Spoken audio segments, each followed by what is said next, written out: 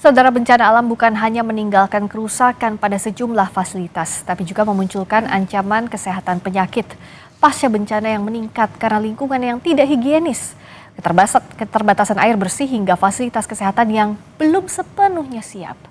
Merespons kondisi darurat ini, kita akan bahas bagaimana pemerintah menghadapi sejumlah persoalan yang sampai hari ini belum terpecahkan dan apa saja langkah penanganan yang sudah dilakukan serta strategi yang perlu diperkuat. Telah hadir bersama kami dalam diskusi ini Abdul Muhari, Kepala Pusat Data Informasi dan Komunikasi BNPB, Hermawan Saputra, Ketua Terpilih Pengurus Pusat Ikatan Ahli Kesehatan Masyarakat Indonesia, dan Yelmita Juwarnis, Kepala Puskesmas Koto Alam. Selamat malam Bu Yelmita, selamat malam Pak Hermawan, selamat malam juga Pak. Selamat malam Mbak Friska, salam sehat buat semua. Mbak Friska. Saya ke Ibu Yelmita dulu. Ibu, kami turut prihatin, ini masa-masa sulit untuk Ibu dan seluruh warga di sana. Saya ingin mendengar cerita Bu Yelmita, kondisi di Puskesmas Koto Alam seperti apa Ibu? Kalau sekarang penerangan atau listrik sudah ada Bu, tapi kami masih terbatas dengan air bersih yang belum ada Bu. Air bersih belum ada, lalu sampai sekarang bagaimana Ibu antisipasinya? Kita ada air bersih dari PDAM Ibu, itu melalui tangki air yang di drop ke puskesmas. Kita nanti ada tendon yang untuk menampung air tersebut Ibu. Tapi kami tidak bisa melakukan pelayanan kesehatan rawat inap. Oke, tapi sejauh ini sudah banyak warga yang datang ke sana Ibu untuk berobat. Kalau berobat rawat jalan kita masih bisa menerima Ibu, tapi kalau untuk rawat inap kita tidak bisa karena kita air bersihnya belum ada Bu. Air bersihnya masih belum ada sampai sekarang ya. Saya ke Pak Muhari. Pak Muhari bisa tolong jelaskan, dan Bu Yelmita tentu meminta bantuan untuk air bersih ini Pak yang paling vital, tapi masih belum bisa terpenuhi. Ini kami sudah memiliki PIC di tiap kabupaten kota. Mohon izin, Ibu posisinya di mana? Nanti saya akan langsung koordinasi dengan koordinator kita. Kita akan langsung drop untuk mobil tangki untuk kebutuhan mendesak sampai nanti PDAM bisa menyalurkan air, Mbak Friska. Ya, Bu Yelmita boleh. Kami mohon posisinya. Ya, bisa dijelaskan dari Bu Yelmita posisinya di sebelah mana Bu? Kita berada di Kecamatan Palembayan, Kabupaten Agam Ibu. Di Kecamatan Palembayan, Kabupaten Agam, itu Pak Abdul Muhari, ke titik itu berarti dipastikan akan segera. Biasanya berapa lama Pak untuk menjangkau? Kita punya mobil tangki air itu di BPBD Provinsi. Ini akan saya upayakan mengontak malam ini juga untuk bisa didorong ke sana. Nanti akan kita lihat Mbak Friska, apakah jalur darat di tempat Puskesmas Koto Alam ini bisa ditembus dari Kota Padang. Kalau misalkan bisa ditembus dari Kota Padang, saya akan minta BPBD untuk menggeser mobil tangki air malam ini atau besok pagi. Sekiranya tidak bisa ditembus dari sisi Kota Padang, nanti kita akan lihat apakah bisa ditembus dari Kota Bukit Tinggi. Nanti saya akan melihat apakah ada ketersediaan stok mobil tangki di situ untuk bisa kita geser dulu ke Puskesmas Kota Alam, Mbak Friska. Oh baik, terima kasih Pak Muhari.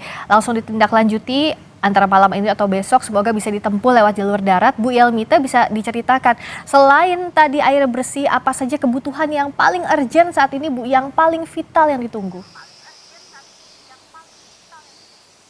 Air bersih itulah Bu, kalau obat-obatan kita udah cukup.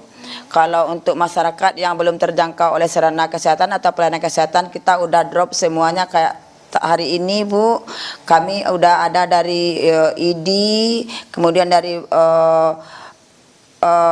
RSUPM Jamil. Kita ada tim yang turun untuk menjangkau masyarakat yang ada di wilayah kerja kami Bu, yang terisolir. Alhamdulillah semua masyarakat sudah terjamah dengan fasilitas kesehatan Ibu.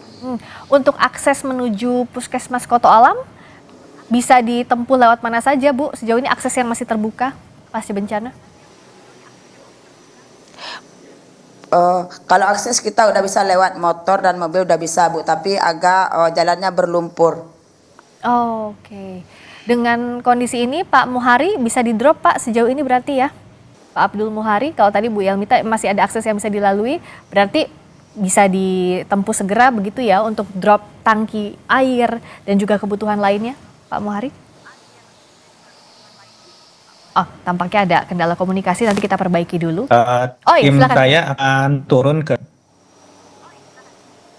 Silakan Bapak. Selamat. Halo. Ya, sudah terhubung kembali. Silakan Pak Muhari. Ya, selama masih bisa ditempuh dengan jalur darat, saya akan segera meluncur ke lokasi Puskesmas Koto Alam, Mbak Priska. Nah, ya. Ini yang kita harapkan, Pak Hermawan. Kalau kondisi pasca bencana ini kan yang paling vital tadi air bersih. Yeah. Sejauh ini apa saja sih yang harus segera dalam kondisi ya masyarakat juga bertahan kan? Kondisi pasca bencana ini ada risiko penyakit di depannya. Sebenarnya untuk daerah-daerah yang memang sudah teridentifikasi rawan bencana itu ada upaya mitigasi sebenarnya. Bahkan di level nasional kita punya pusat krisis kesehatan. Jadi menangani bencana dan juga krisis kesehatan itu bukan sekedar saat kejadian atau setelahnya, tapi bahkan sebelumnya. Jadi ada upaya prakrisis namanya, persiapan prakrisis. Dan kalau kita lihat betapa pentingnya air bersih dan juga infrastruktur dasar seperti listrik, ini juga menjadi bagian yang integratif dengan upaya kesehatan itu sendiri. Hanya saja memang Mbak Friska, sekarang ini bencana yang kita hadapi ini cukup menantang ya, dalam arti sebarannya itu daya rusaknya di hampir seluruh wilayah yang terdampak ini memang membuat tekanan pelayanan kesehatan juga berdampak. Kalau kita tidak harus kita bandingkan, tapi dulu saat kita terlanda tsunami itu zonasinya itu terukur karena di daerah pesisir, dan sehingga ketika bantuan air bersih maupun infrastruktur dasar disiapkan, posisi untuk kita mengatur strategi itu lebih terlihat. Karena terpusat di situ. Terpusat, areanya jelas. Nah sekarang ini klasternya itu luar biasa, terutama di daerah-daerah perbukitan, di lembah, dan saya cukup sering keliling di Sumatera Barat misalnya ya, betapa daerah-daerah seperti Agam ini secara topografi itu memang sangat menantang, termasuk tanah datar, Padang Pariaman, Padang Panjang, semua itu daerah yang memang konturnya itu berlembah, kemudian berbukit dan juga bersungai-sungai. Dan kadang aksesnya juga menjadi sulit kalau semuanya ini terdampak. Tapi kita ingin sekali ada upaya yang memang integratif. Nah alhamdulillah misalnya kami terus berkoordinasi di Sumatera Barat ini, kebetulan Ketua Pengurus Daerah Ikatan Ahli Kesehatan Masyarakat Indonesia justru Bapak Sekda sendiri. Nah sehingga upaya kami untuk melakukan mitigasi yang sifatnya rescue, bantuan, ini seiring sejalan juga dengan konsolidasi daerah-daerah. Nah yang paling penting sebenarnya memang saat ini yang paling diperlukan itu bukan dari nakesnya semata, tapi juga keterlibatan seperti BNPB, kemudian juga BPBD dan juga seluruh stakeholders lain, dan SDM semuanya juga dibutuhkan. SDM nakes, karena selama ini kan kalau kita bicara koordinasi kebijakan dan penanganan daerah itu mengandalkan dinas kesehatan. Ya. Tetapi begitu banyak daerah-daerah dengan skala luas yang luar biasa, maka terjadi tekanan terhadap sumber daya kesehatan. Itu sebab kita butuh memang mobilisasi.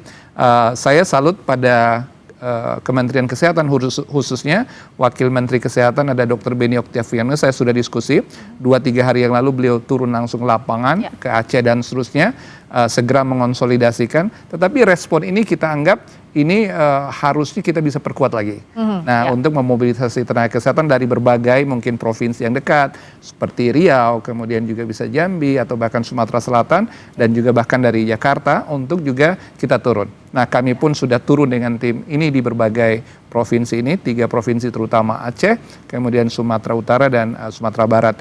Nah tentu tidak mudah. Kesehatan sendiri yang akan menjadi persoalan kita tuh sebenarnya justru setelah ini. Nah setelah ini. Nah, bicara periode ini. Nah dalam periode ini Bu Yelmita di sana ada berapa tenaga kesehatan Bu kalau di tempat Ibu di Puskesmas Koto Alam?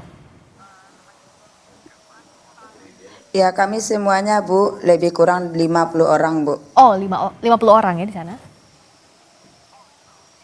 Nah 50 orang itu saat ini apakah kondisinya cukup, penyebarannya seperti apa Bu, pembagian tugasnya dalam kondisi bencana ini? Kalau pembagian tugas kami cukup Bu. Lagian kami juga dibantu oleh 23 puskesmas yang ada di Kabupaten Agam, nanti dipiket-piketkan sesuai dengan jadwal yang diberikan oleh Dinas Kesehatan, Ibu. Oh, jadi kita bersyukur secara tenaga di sana cukup, tapi tadi ya belum bisa pasien rawat inap karena belum tersedia air bersih dan listrik juga di Puskesmas Koto Alam. Bu Yelmita, karena ada Pak Abdul Muhari di sini, apa yang ingin disampaikan Bu agar penanganan Ibu di lapangan bersama nakes itu bisa berjalan lebih baik lagi, bisa menerima lebih banyak lagi pasien?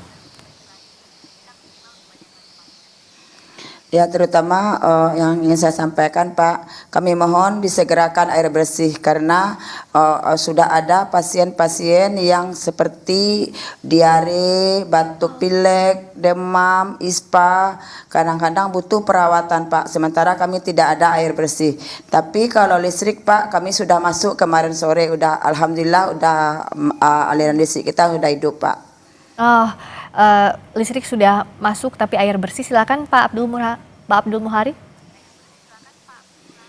Ya, barusan saya sudah mengontak BPBD Provinsi Sumatera Barat untuk segera menggeser mobil tangki air yang mereka punya. Dan tentu saja informasi ini akan saya teruskan juga ke PDAM Kabupaten Agam supaya bisa segera melakukan pemulihan saluran air bersih. Karena bagaimanapun mobil tangki itu sifatnya sementara, tapi pemulihan saluran PDAM yang kita harapkan bisa permanen nanti supaya puskesmas tidak lagi terganggu. Provinsi sudah saya kontak untuk segera mengirimkan mobil tangki airnya.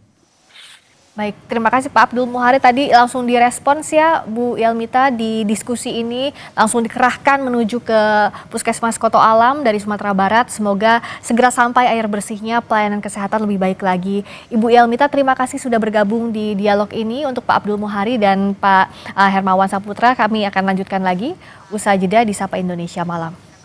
Masih di Sapa Indonesia Malam, Kementerian Kesehatan memastikan percepatan perbaikan fasilitas kesehatan terdampak bencana.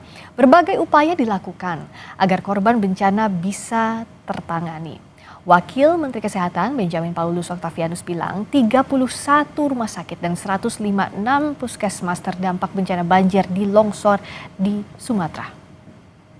Vaskes yang terdampak itu 31 rumah sakit, 156 puskesmas, dengan rincian Aceh 13 rumah sakit, puskesmasnya 122. Lalu Sumatera Utara 18 rumah sakit dan 22 puskesmas, dan Sumatera Barat 9 puskesmas. Nah, ini yang ditugaskan kepada kami ke sana melihat agar segera fasilitas kesehatan itu mana yang bisa beroperasi, mana yang sama sekali tidak bisa beroperasi, mana yang bisa segera kita tolong segera. Kita masih berbincang langsung dari Banda Aceh, ada Bapak Abdul Muhari, Kepala Pusat Data Informasi dan Komunikasi Kebencanaan BNPB, dan Pak Hermawan Saputra, Ketua Terpilih Pengurus Pusat Ikatan Ahli Kesehatan Masyarakat Indonesia. Pak Abdul Muhari, kalau sampai saat ini, mana saja daerah yang sudah terjangkau bantuan khususnya soal pelayanan kesehatan dan mana saja yang masih terhambat?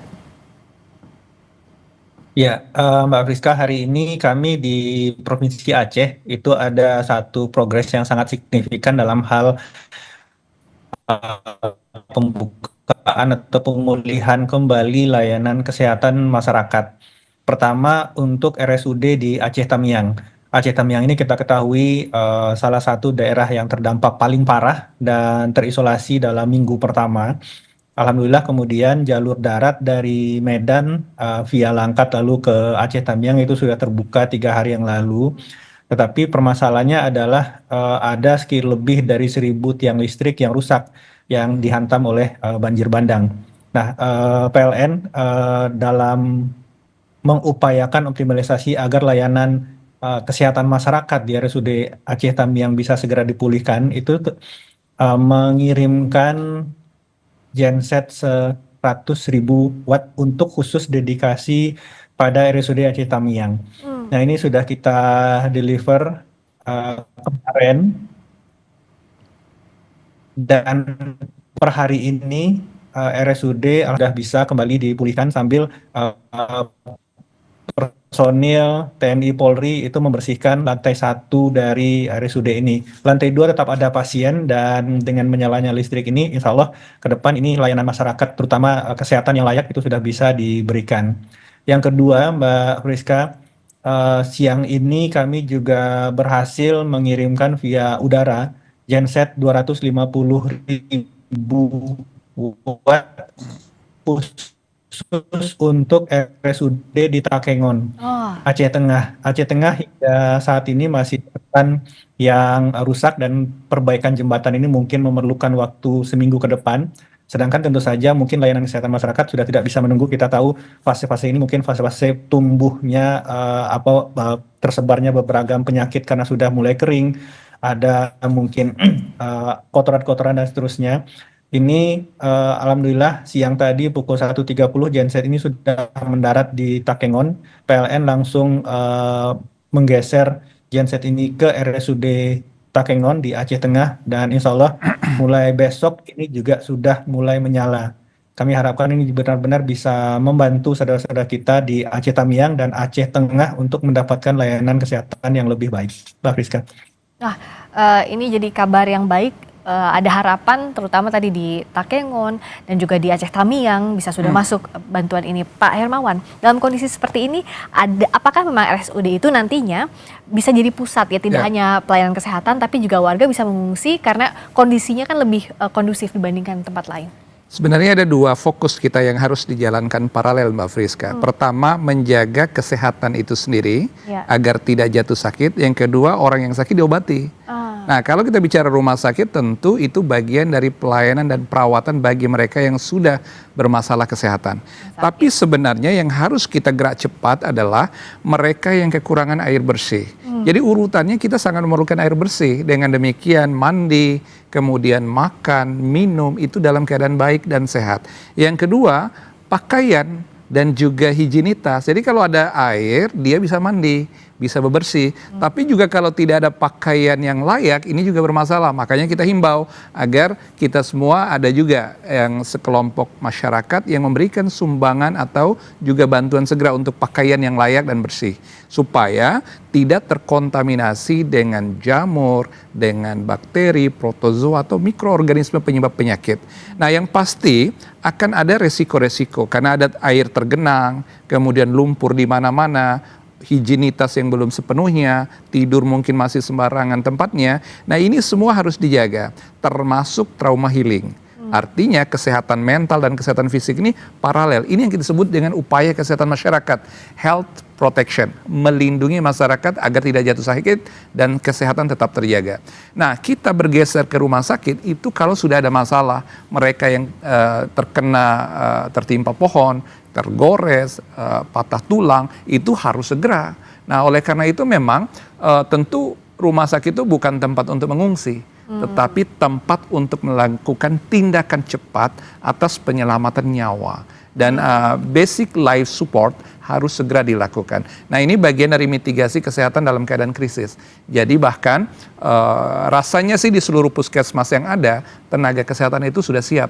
Tapi kan persoalannya bukan karena tenaganya saja, tapi juga perlengkapannya, peralatannya, sarana prasarananya. Kalau tenaga kesehatan juga tidak memiliki sarana dasar untuk basic life support, itu juga akan terkendala. Makanya kita senang dengan respon cepat dari Kemenkes tadi melalui Wamenkes gitu ya, Dr. Beni Octavianus. Kemarin saya memang diskusi dengan beliau, Pak Wamenkes, dan alhamdulillah ada gerak cepat seperti yang kita dengarkan sekarang. Tetapi ini belum cukup karena klaster bencana kita ini luas sekali. Maka itu perlu juga kiranya teman-teman dari organisasi profesi, kampus-kampus yang memiliki tenaga kesehatan atau program studi kesehatan untuk bersama-sama kita turun memperkuat fokus pada penjagaan kesehatan sekaligus pengobatan bagi mereka yang sudah jatuh sakit, Pak Friska. Ya, Pak Abdul Muhari, terakhir saat ini kan ada di laporan tadi jurnalis Kompas TV di Aceh dan juga Kabiro Kompas TV di sana bahwa ada 4 kabupaten setidaknya yang masih banyak yang terisolasi adalah di Aceh bagian tengah. Basic life supportnya kan mulai dari makanan, minuman, dan juga pelayanan kesehatan terutama air bersih ini harus segera disalurkan sepaket.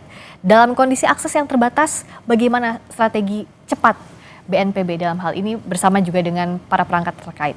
Di logistik di daerah-daerah yang saat ini masih terbatas akses daratnya, ini ada 3 kabupaten, Mbak Friska, Aceh Tengah, Benar Meriah, dan Gayo Lues. Ini tetap kita optimalkan dorongan logistik via udara. Jadi memang untuk logistik via udara ini kita optimalkan khusus untuk permakanan. Jadi yang non permakanannya kita lihat dulu, kalau permakanan sudah cukup, baru non permakanannya kita dorong.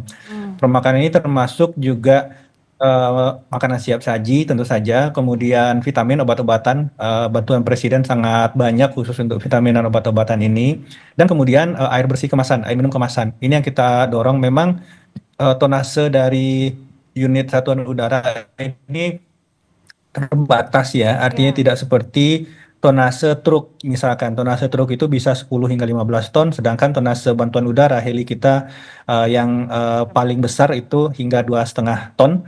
Kalau yang heli kita rata-rata untuk ngejar titik-titik kantong pengungsi, bukan untuk dropping di tengah kabupaten, itu rata-rata 800 hingga 1 ton. Nah, ini kita coba optimalkan khusus untuk permakanan dan air minum kemasan. Ya. Nanti setelah misalkan seperti Aceh Tamiang yang sudah terbuka akses daratnya, baru dukungan kita sifatnya yang non permakanan. Misalkan salah satu yang paling penting, Mbak Priska, adalah tenda pengungsi.